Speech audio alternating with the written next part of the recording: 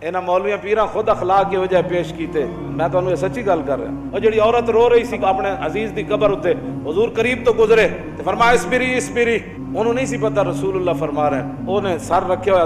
गम चीज़ ही ऐसी होती, इस वास्ते हुजूर ने फरमाया मेरा उम्मती पनाह मंगे। गम बंदे नूं तबाह करके रख देंदा। उन्हें क्या मैनू कहने वाले इस्बिरी इस्बिरी, जे तैनू ये मुसीबत पहुंची होती तो तू मैनू न कहता है। मेरे आका ने यह सुनी गल तो हुजूर चल पे। उस औरत को कोई गल नहीं फरमाई, उसको तो पता नहीं था ये रसूलुल्लाह है। बाद में जब साहब आए तो उन्होंने कहा आपको पता है जिन्होंने आपको कहा था इस्बिरी सब्र करो वो कौन थे? कहा नहीं। उन्होंने कहा वो तो खुद रसूलुल्लाह थे। वो कहती है मैं फिर गई हुजूर के दरबार पर, मैं जो बात करने लगा हूँ वो ये है। वो कहती है जब मैं हुजूर के दरवाजे पर पहुंची तो मैंने कोई वहाँ चौकीदार नहीं पाया। 50 गार्ड अगे थे 50 पीछे। उस हजरत साहब ना सलाम कौन लवेगा? जुतियां पवाण वाले होर, जुब्बे पवाण वाले होर, ते मैकअप करने वाले होर। मैं तो नहीं पढ़िया नहीं हो जो उस